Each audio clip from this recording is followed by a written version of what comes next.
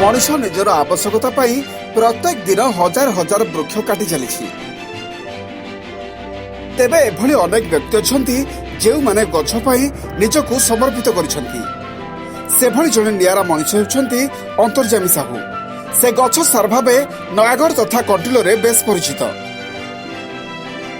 बौद्ध एवं कंधमाल जिले में बेस परिचित से गछ सार नारे शिक्षकता को पेशा भावे ग्रहण करथिबा अंतर्जामी को निशा हेउछि वृक्षरोपण करिबा और वृक्षरोपण पई अन्य मानक उत्साहित करिबा।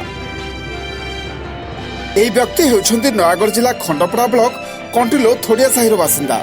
1947 मसीहा डिसेम्बर 27 तारिख में पिता खली साहू एवं माता गौरी देवी औरसरू जन्म ग्रहण करथिले अंतर्जामी। प्राथमिक शिक्षा ग्रहण करिबा परठारु से वृक्षरोपण करिबा आरंभ करछंती। षष्ठ श्रेणी लगाइथिबा बर और अस्वस्थ गछ आज कंटिलो नेलीपोखरी हुड़ा एवं गुरुहाट पड़िया विशाल वृक्षरे परिणत होइछि।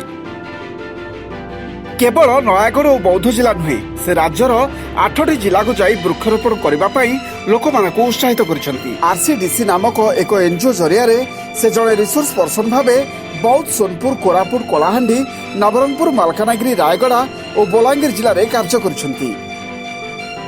से एपर्यंत ओडिशार विभिन्न जिले में प्राय 50,000 रु अधिक वृक्षरोपण कर सारी। वृक्ष को सुरक्षा देवा एवं परिवेश संतुलन रक्षा करने विभिन्न प्रकार वृक्षरोपण करछंती। से सदाबेले वृक्षरोपण को गुरुत्व दियंती। वृक्षरोपण केवल मनुष्य उपयोगी न होई जीवजंतु उपयोगी हेबा निहाती आवश्यक बोली गछ सार मत दियंती। तेबे वृक्ष अभाव लोक माने अम्लजान न पाई मृत्यु मुखरे पड़ुछंती। वृक्ष ही अम्लजान जोगाइबारे सहायक हेउथबा बेले मनुष्य समाज वृक्षर शत्रु साजुथिबा ताकु व्यथित करे।